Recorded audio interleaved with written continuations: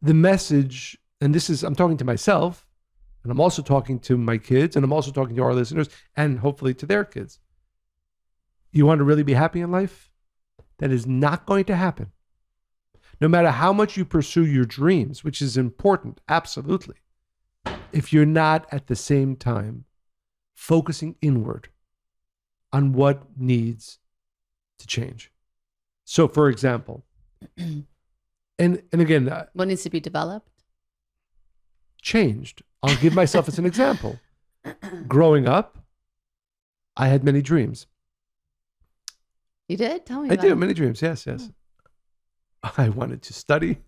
You were doing that. Yes, I know. I wanted to study more. I wanted to deepen my understanding. I wanted to deepen my spiritual, many things, right?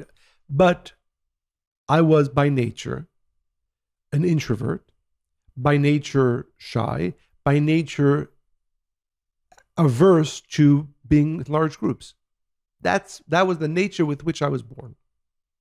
Now, having had the ability to study this wisdom from a young age and hearing this wisdom from my parents, I knew when I was already at 12 and 13 and 14 that while it is very important to accept myself as I am, while it is very important to think about my dreams and my goals for my life, none of that's going to really make me happy.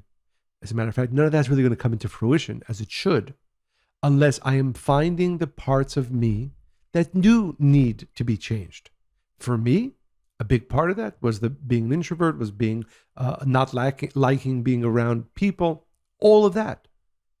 So for me, the word changes. Again, obviously this has to be communicated the right way, but I can use our example with our children. We have one of the beautiful things in that dinner conversation was that our oldest son then said, what is the biggest thing you think I need to change? And we had a conversation about that. And then our older daughter said, okay, what are the things that we need to change? And by the way, they're really open. They were really open.